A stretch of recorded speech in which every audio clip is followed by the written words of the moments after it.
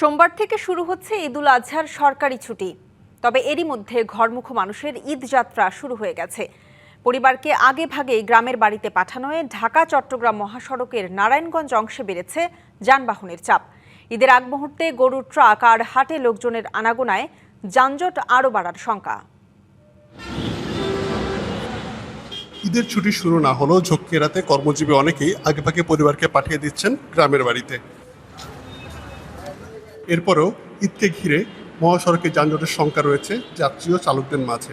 চালকরা বলছেন, ঈদের আগেই সড়কের বিভিন্ন পয়েন্টে জট তৈরি হচ্ছে। খুবই আশঙ্কাজনক যানজট লাগতেছে, আরো সামনে তীব্র আকার ধারণ করবে যদি প্রশাসন এদিকে ভ্রুক্ষেপ না নেয়। রাস্তার কোনো পরিচিত কোনো বিকল্প নাই, যে অবস্থা রাস্তার 27 দিন আগে থেকে জ্যাম লেগে রয়েছে এইসব রাস্তাঘাট। আমাকে এই ভোগান্তি অনেক কষ্ট হইতেছে বেশি। ঈদের আগ মুহূর্তে গরুর ট্রাক আর হাট বসলে পরিস্থিতি জটিল হবার সম্ভাবনা আছে। মেন রোডে গরুর হাটগুলো বসে, এই তো মোটামুটি যানজট হওয়ার সংখ্যা আছে ভালোই। প্রশাসন নাই, তাহলে জাম শুট পাইবো কে? আপনি আমি ছুটাবো?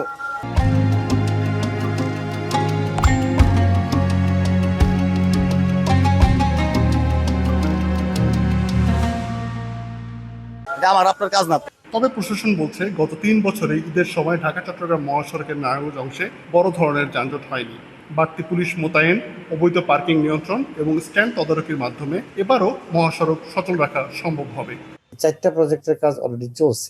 যেহেতু হাইওয়ে রোডের কাজ চলছে, এখানে গাড়ির গতি কিন্তু খুবই কম থাকে।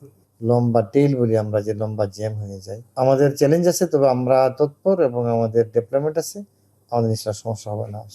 ঈদ যাত্রা স্বস্তিদায়ক রাখতে চিটাগাং রোড, কাঁচপুর সহ গুরুত্বপূর্ণ পয়েন্টগুলোতে নজরদারি জোরদার রাখার তাগিদ যাত্রীদের। সাবিত আল হাসান, বিবিসি নিউজ, নারায়ণগঞ্জ।